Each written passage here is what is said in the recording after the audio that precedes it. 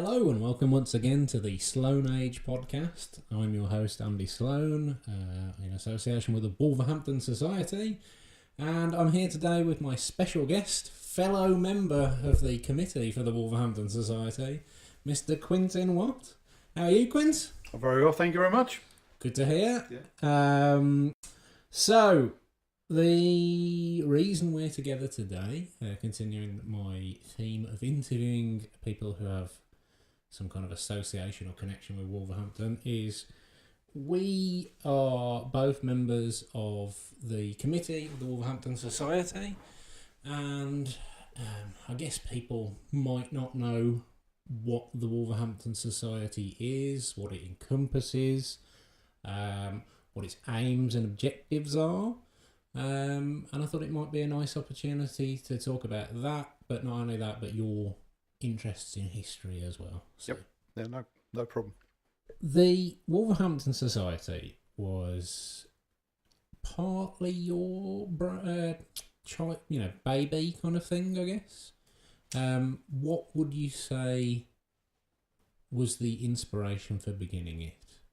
The Wolverhampton Society, as it now exists from this month, basically came to fruition because we were trying to support two different societies. I joined the Civic and Historical Society about 3 years ago, which has been functioning quite effectively during the past 3 years.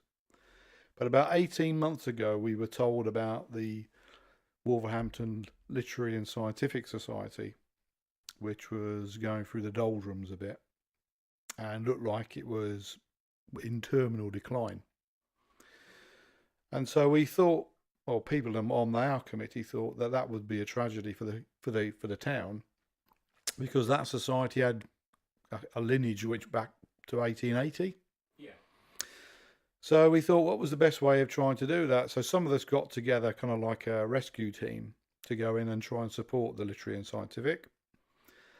But of course, what happens is you find yourself there's not enough people to carry out all these different jobs.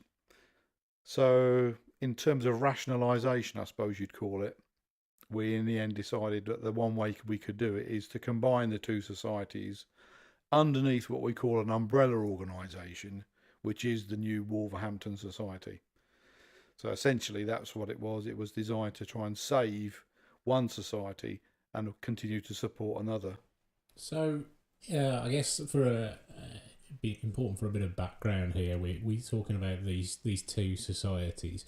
So what exactly was the Literary and Scientific Society that you're saying that it dates back to 1880? Yeah, I mean, evidently it began in the kind of period after the visits of Charles Dickens to Wolverhampton.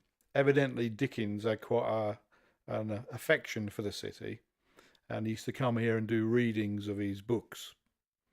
And I think he died in about 1870 from what I remember. Yeah. So a few years after that, obviously a group of dignitaries and worthies in the town decided that they wanted to kind of recreate the excitement and the clamour of those Dickens visits. And so they set up this society, which is, well, interestingly, mid to late Victorian times, the interests were in science and literature. It's not, nowadays you tend to think that they don't really sit well together, but obviously they did at the time. And I think the society was set up as a kind of I think in that period of history, people were interested in self-improvement. I mean, it's interesting that, that kind of time, it was only when board schools were starting up and education was compulsory for people in this country. So the ideas of self-help and advancement and educating yourselves all came together really, I suppose, at the time. And I suppose that accounts for why the lit, as it was nicknamed in Wolverhampton, was so popular. I mean, what was sort of, we talk about it being this famous old institution and it being popular, but how popular was it, I guess? Well, I think they used to have a program of talks, and it wasn't like monthly talks. They were far more regular than that. And some of them were ticket-only events. I mean, there were literally hundreds. I think the biggest one attendance I've ever seen was in the Civic Centre in the 1930s, and it was definitely getting on for 400 or 500 people who went to that event. I mean, crikey, nowadays you'd need Boyzone or take that or somebody. Well, I mean, these days, really, with the Civic Centre, you could do with it being open for a start. But yeah, I mean, it's important to put it into the context of they were, almost selling out the Civic Hall shortly after it had been built. I mean, that's how old the society is. They were around long before the Civic Halls were built in 1938, and they were one of the first tenants or absolutely. guests, I guess you could say. So yeah, I think it was a regular event in Wolverhampton. I don't think, I mean, people listening to this broadcast now will probably won't appreciate the fact that in those days everybody in Wolverhampton would have heard of the Lit and known what you were talking about. It was that well publicised and well understood locally. Yeah. Well, I was going to say, I mean, for context, some of the initial members of it, you've got one of the Mander family. Yeah. You've got Alexander, well, to give him his full title, Alexander Clement Foster Goff, who, if any of you have ever been to the Freemasons building on Tetnall Road, where we hold our talks, I believe part of the building is actually named after him. He was quite a high up Freemason. And if you're ever in Merridale Cemetery, he has a rather majestic grave there. It's almost like a mausoleum. And this is something I'll come on to in a future broadcast or article, but there are allegations that he may have been Stan Laurel's granddad. And he was the vice chairman or chancellor, one of the two, of the initial founding. The first chairman, I believe, of the Lit was, and I'm trying to recall the gentleman's name, but he was a Knight of the Realm, and he was one of the first people to really popularise arbitration. So if you were unhappy with the conditions that your boss was setting and you were going on strike or whatever, he set up a series of arbitrations for sort of civil disputes. So they were all very, very prominent people in the town at the time. Well, you mentioned the cemetery. I mean, was the Reverend Jeff Cock? I think he was one of the originators of the society as well. Yeah, exactly. Yeah. So they're all very notable names in the history of Wolverhampton. And from what I've seen, membership peaked in around 1939. And I think, from what I found, this is a little pet project of mine to find out more about it, but I believe they had attendances up to 650 at one point. I've actually got from the archives a list of all of the members in the 1929-30 report, and I'm going to be going through that shortly because there's some really interesting names in there. I did look for the various family members or family names in my family, but unfortunately I think we were all a bit too poor to be attending the likes of the Lit. We were too busy down coal mines and burning ourselves in iron foundries and things like that. So, but yeah, I mean that's one aspect of what Wolverhampton Society is managing. The other main part that isn't a dormant society in effect is the Wolverhampton Civic and Historical Society. So I guess the question is, what do you guys do? Or say you, as though I'm not part of it, but for the purposes of this, we'll say the phrase you. What is it that the Civic and Historical Society do, and what are their objectives and how they achieve them? Yeah, well, the Civic and Historical Society, as the name would suggest, is also as a kind of an alliance which came together about 10 years ago, where you used to have the Wolverhampton Civic Society, and if you walk around the town, you'll see evidence of them, because if you look at the blue plaques, which are famously associated with that organisation, if you look at the older ones, they will just say on them that they were put up by the Wolverhampton Civic Society. So that was, if you like, the element of town conservation, protecting the environment, as well as celebrating events and personalities associated with the town. So that's that element. There was, in those days, a parallel organisation called the History and Heritage Society, and they were more interested in local history and putting on programmes of talks on historical topics. So about 10 years ago, those two societies combined, and both of those elements are now what the society, the Civic and Historical Society, do. The Blue Plaque programme is still continuing, and we got a list of plaques which we're working on at the moment, and will go up hopefully in the course of the very near future.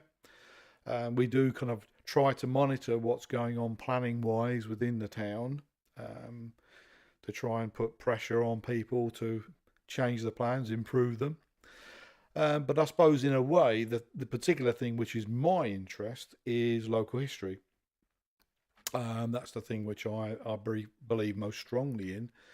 So we put on a programme of talks on topics to do with local history, but we try and promote local history as an active thing rather than just a passive thing, going to talks and listening to other people, is trying to promote people carrying out their own work and finding a platform for them to present what they've done. I mean, they can, of course, come and do a presentation, but particularly with regard to a local history magazine, which we've now set up, it gives an opportunity for people to actually have their stuff printed and circulated to a wider audience. And that's something which I've particularly been involved in and I'm interested in. We've had a few queries about this online on the Wolverhampton Society about the magazine. I believe the publication's the Wolverhampton Lamp. So it's been running for 3 years now. And I guess the first question is, what is it? What's in it? Why should people buy it? Quick plug, it's only $2.50, people. It's online on our website and on our Facebook. Well, the first one, I presented the proposal to the committee 3 years ago that we should have something like this, because I do very much believe that people who are interested in local history need a platform. They need somewhere where they can present what their research is or their own interests. I mean, I suppose nowadays it would tend to be more kind of like a digital source rather than a hard copy. I suppose being old-fashioned, I do tend to think it's people like to have something in their hands to actually look at, pictures and things like that. The first one was a short version, not as long as the two successors. And I found myself writing quite a bit of the first one to try and get it going.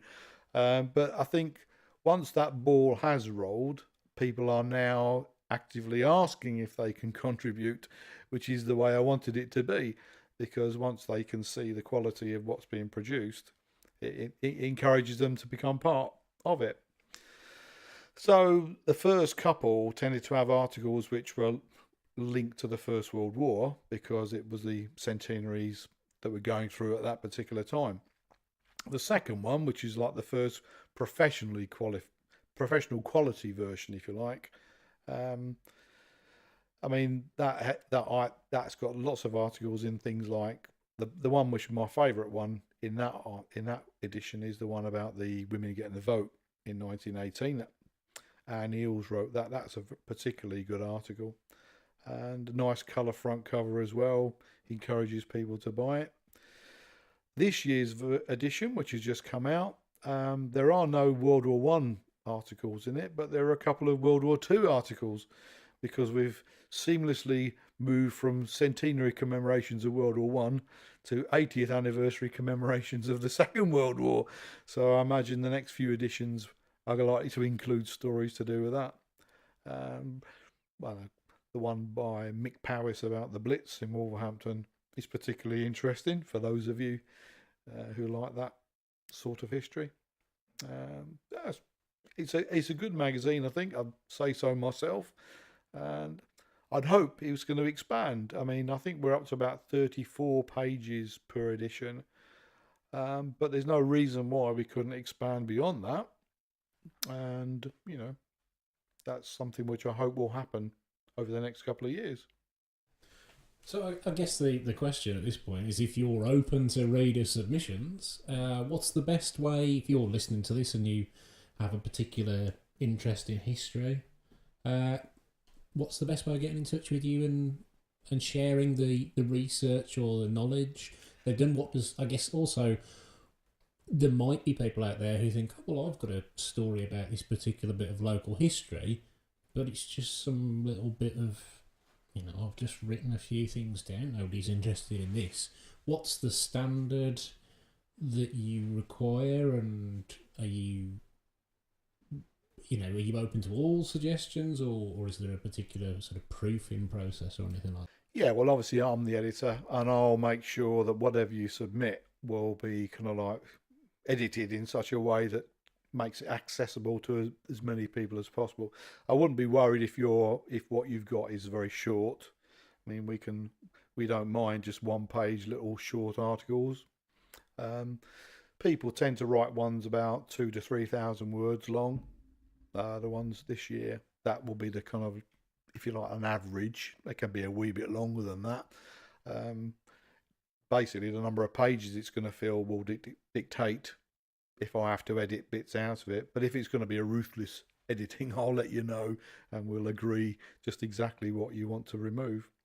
In terms of getting hold of me, the best thing you can possibly do is buy a copy of the current edition, because all my contact details are in there, and you can then contact me by email or by snail mail, whichever you prefer.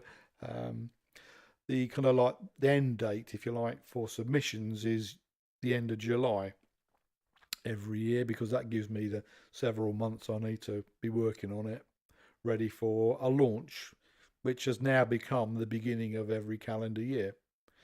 The first one came out in October, but I think working with our program year, our calendar year, which is how the society works, it's nice to begin like we did last night at our first talk of the year, to actually give the members their copy of the Lamp magazine.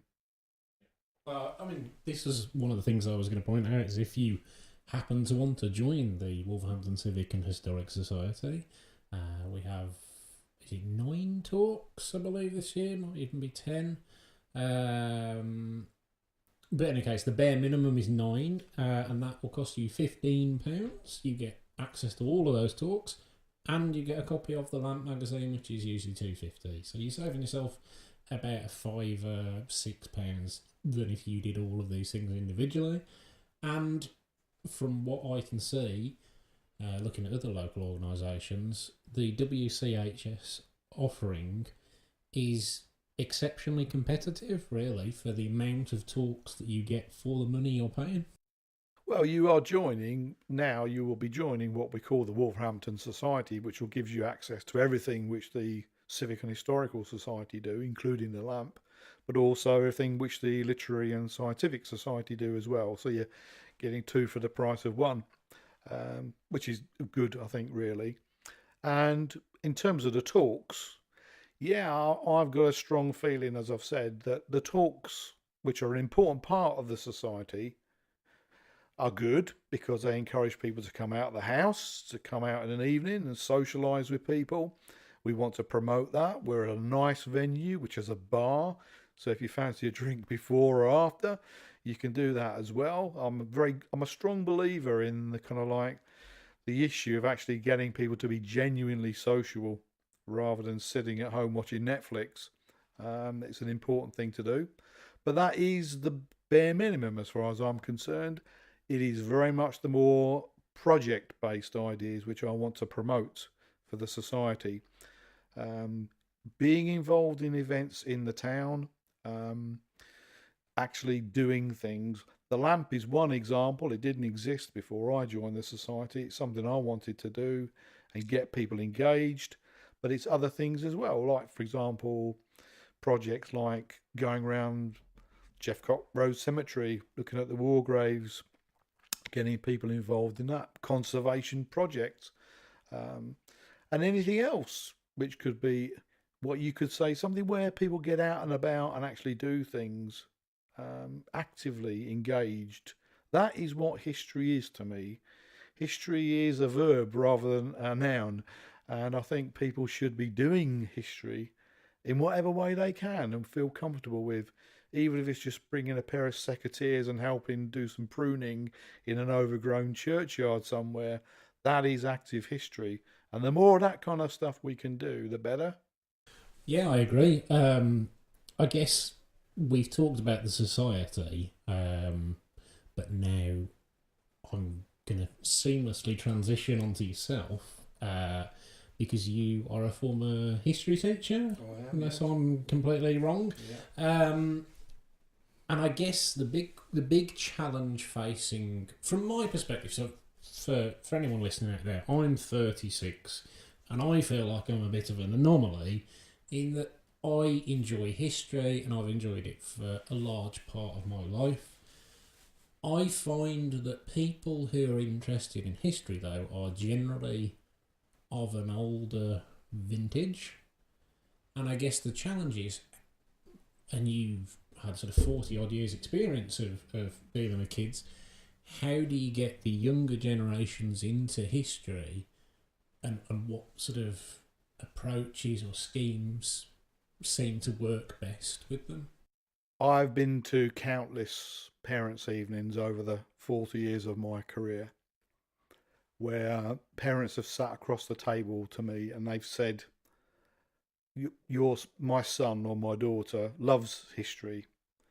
I can't understand it. I hated history when I was at school. I think history is one of those subjects where it has suffered from bad teaching, or has done in the past. I suppose all subjects can fall into that category, but perhaps history more than others. Boring, knowing lots of facts and unrelated information, and how does it all add up? What's the point? It was my mission when I became a history teacher, because of my interest and my passion for the subject, to try and encourage other people to be as interested and passionate about it as I was. And so essentially that was my raison d'etre throughout the whole of my career. And I had a view that if I don't sound interested in what I'm teaching, how on earth can I expect kids, especially teenagers, to be interested in what I'm going on about? And I've taught a range of different topics, as you can imagine, over all those years. But on occasions I've thought to myself how lucky I am to actually be teaching a subject which is as interesting as history, because I think you can always find an interesting story in even the most dry kinds of topics that you can imagine. So essentially that's what I've done, and fortunately it worked. I think students did like coming to my lessons. I think involving as much visual material as you possibly can to prompt their interest, relating it to them, whatever the topic is, even a big global issue, kind of trying to bring it back home to them and see how it affects them to make it relevant. If you can do those kinds of things, then I think you're onto a winner, really. History has somewhat of a stigma to it in that it's old people talking about old things that were nothing to do with you, and you have no interest in whatsoever. So I definitely think it's finding that niche. Well, I think that the thing is with history is it's everything. I mean, in my career, for example, I've taught topics on the history of medicine. Well, that's very scientific. I'm talking about, Pasteur and Alexander Fleming and Florian Chain, and how penicillin was developed and things like that. I mean, that's very, very scientific, but it's also historical as well. It links directly to my big passion, which is the First World War. So when you're trying to explain why so many soldiers came home from the First World War and had to have their limbs amputated simply because there were no antibiotics, compare that with the Second World War. You didn't have that same kind of rate of amputations. You know, that all these things connect to each other. You know, ballistics in artillery and things like that. I mean, that's science for you. That's your physics going on there. They are all interconnected.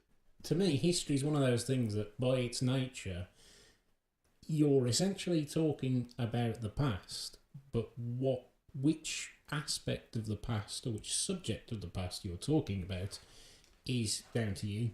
You can make it whatever you want it to be. I mean, for example, I think probably my generation, when we were at school, a lot of the history we got was political history. And what's more, the period which I studied quite a bit, both O level and A level, was Victorian, 19th century British political history. And, you know, it was all acts of parliament and prime ministers and things like that. And you think, oh, that must have been really boring. Well, I didn't find it that boring because there were lots of interesting stories there. But it's interesting how I've often thought in recent months of comparisons you can make between periods of history. For example, all the Brexit business we're going through at the moment and its links with political issues within the Conservative Party and how the issue of Europe is like a fault line in the Conservative Party. Well, if you go back to Victorian times, you had exactly the same issue with the repeal of the Corn Laws and tariff reform. You know, in the end, that did divide the Conservative Party. And you were talking about people like, you know, Sir Robert Peel, who was Prime Minister at the time. And these things happen, and they happened not so predictably that you can say that you're always repeating the past, which is what people sometimes think. You can learn from the past because it just repeats itself.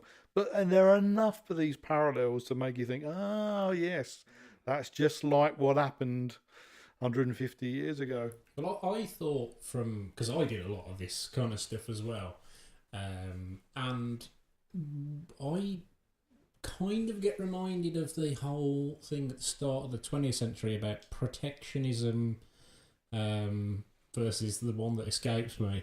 And Joseph Rowntree, like nearly, he did a talk in Birmingham about it. And he nearly basically got lynched because he was going against what the crowd thought. Was that Rowntree or Chamberlain? Chamberlain, that's the one. Sorry, ignore me. So you can tell the person who's taught history all his life. But he had to be.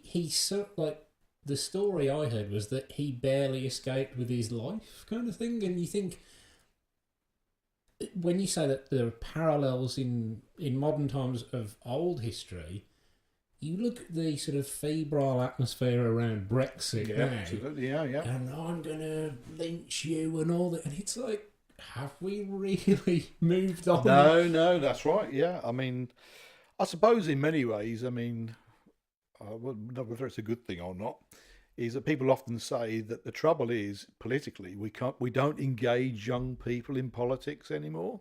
They're not really interested in it, and it's maybe because politics has a reputation for being pretty dull and boring and run basically by lots of middle-aged white men.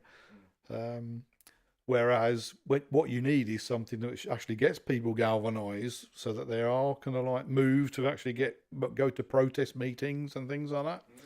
And I suppose in the past we have had more of that kind of thing. Who knows? Maybe we'll have more of it in the future. Well, the irony is that I'm going to sound really old saying this, but the kids of today seem to take solace in the words of a middle-aged white man in the form of Jeremy Corbyn. So yeah, all bets are off with that, really. So it kind of goes against the grain, but yeah.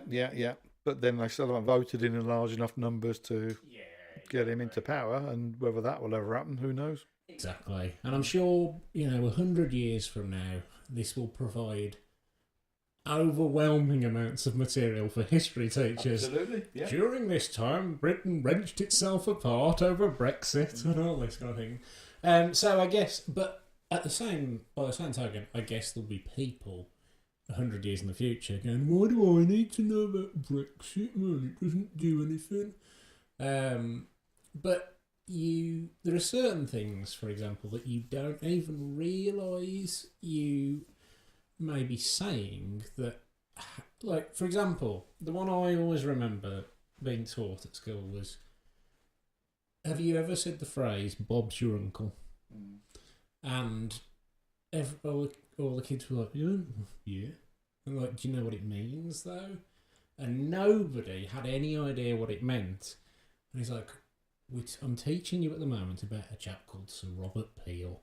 What is Robert? Or what is the short version of Robert? And from there, we learnt the story about, how it came about that the phrase Bob's your uncle is your, family member giving you a little bit of a pass for something you're not qualified for, kind of thing. So there's always ways, of finding these kind of things out and making them interesting. One of the things I wanted to discuss briefly was, because you're not a Wolverhampton native. I'm not. Are you from Brom? Because I know you taught in Bromsgrove, but are you from Bromsgrove or? I am from London. The Big Smoke. I am, yeah. My accent must have disappeared sufficiently over the years I've lived up here. I came to the West Midlands as a 22-year-old in 1979 to begin my teaching career in Bromsgrove.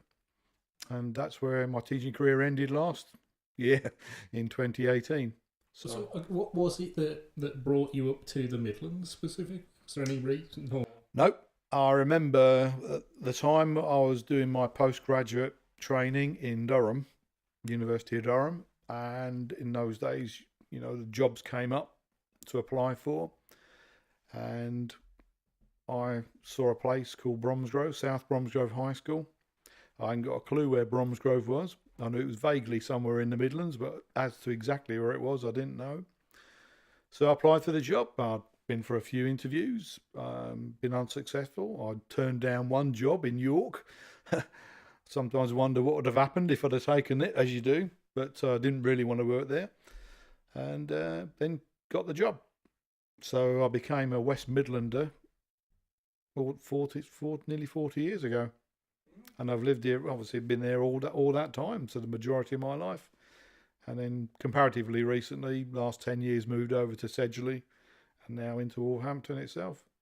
And I guess that's what's stemmed or brought about the interest in Wolverhampton as a local history. Yeah, because I was obviously very active in Bromsgrove while I lived there, in the local history over there too. And so I've just brought my interest with me. And it's nice to move to a new area, to have lots of other new interesting history topics to get my teeth into. Yeah. Well, I was going to say, if you had, sliding doors moment, ended up in York, I've got a friend who lives in York, and I was like, oh, come and visit you, I'll go to the Minster and everything. He's like, I hope you've got a lot of money if you want to go to the Minster. I was like, you have to pay to get in. And then it transpired that you have to pay for a lot of things up there, so you might have had a very expensive time living up. Well, people have often said to me, crikey, you turned down the chance to work in York as a history teacher, and you went to Bromsgrove instead.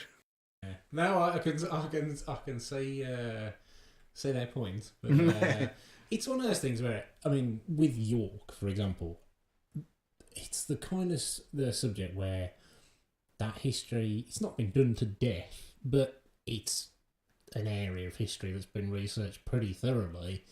And I do think this is one of the joys of local history, is that you are looking at stuff that people may never have really looked at before. Like, for example, I'm looking at a business on Queen Street who their family kind of just died out. The particular example of the one who had the shop in Wolverhampton, he didn't have any kids, left his money to his brother. His brothers moved back to Worcestershire way. No real involvement with Wolverhampton anymore. So why would anybody research? He hasn't got any kids or grandchildren who'd want to look him up or anything. So you can discover whole new tranches of history that somebody might not have learnt about before. Yes, it's like buried treasure. You find these little nuggets, and the more you dig into them, the more you discover, and it kind of, the whole world expands out, and you're uncovering truths and anecdotes from the past. Sometimes they're interesting, sometimes they're not particularly interesting, but it's the pursuit. As I said, it's the active engagement. You're generating information which people will find interesting or not. I guess we should probably start wrapping things up. I've taken up quite a bit of your time today, Quint. But I know one of the things I really wanted to touch on was something that from doing my family tree, I found quite a lot of family members who fought in the First World War. Some that I didn't know about. One poor chap who died over in France or Belgium. Which one particularly escapes me. But I obviously have wanted to learn more about these people. And then I met you and learnt that one of your plans is for a book on all the people who were from Wolverhampton who contributed to the First World War. So tell us more. Right. Well, with a build-up like that, probably the book we're working on isn't going to fulfill all of your aspirations. Believe it or not, there is no such thing as a history book that was ever written about the history of Wolverhampton in the First World War. There are lots of websites where people have collated lists of guys on war memorials and added little bits of information about them. And there have been some publications to do with little aspects to do with the war. But there's no kind of go-to one-volume book which you can pick up.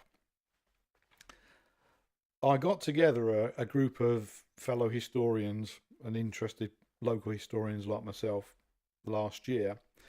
And what we decided to do was to try and at least make a start on producing something. And so what we've got is a team of people who are producing articles which are going to become chapters in a big book. But it's not going to be like a comprehensive history of the whole of Wolverhampton in the war.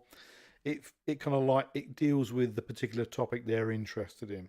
For example, Roy Stallard, who I know you've already interviewed, he's written a really interesting article about how they got the guys back from the Western Front to the hospital, the Wolverhampton and Staffordshire General Hospital, as it was then known, and that's quite an interesting one. David Taylor's doing one about the influenza epidemic at the end of the war, so there's a bit of science for you as well as history.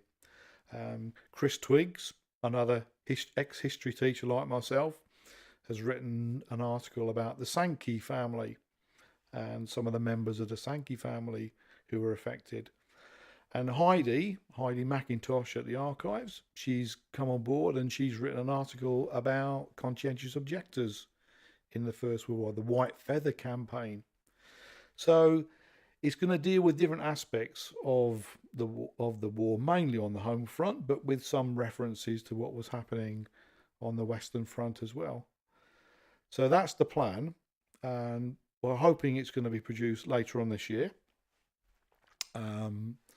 It's, if you like, the view was it was going to be like a literary war memorial as much as anything else. But I'm hoping it's going to contain a detailed bibliography and lists of sources you can go to, so that in the future, anybody else who wants to take on the baton and take it to the next stage can pick the book up and get some starting point where they can actually help their own research and move on from there. Because that's really what the town needs, and it doesn't exist at the moment. I as I say, I think it's one of the best projects the Society has sort of lined up for 2019. I think it's a really important idea. And are you taking submissions from the public, or is it locked down? Or yeah, I think we've really reached the point where we can't take anything more from people. Yeah. Those people who've been in contact as a result of earlier publicity have made contact now, but that's for this edition. Who knows if there's enough interest and it stimulates other people to say, I wish you'd asked me, I could have told you this, that, or the next thing. Who knows, there could be a volume 2. Yeah, I mean, I think I'm I was going to avoid saying this because I don't know when I'm going to publish this, and the website might not be ready, but screw it, why not? We have a website for the Wolverhampton Society, which is simply wolverhamptonsociety.com. You can get in touch with us via there. There's an email address. We also have a Facebook account. If you are a person who enjoys communicating via Facebook, I know a lot of people don't, but a lot of people do as well. And so if you've got any war stories about your family, because everybody's got stories about what their family did in the war, and they deserve to live on, because otherwise they're gonna die out with you, essentially, if you don't tell anybody about it. So by all means, send stuff to us. It's something that we could always look at maybe doing a phase 2 or something like that down the line. So whilst this particular book will no doubt be fascinating to people and will be a great volume, don't think that you can't tell us stories.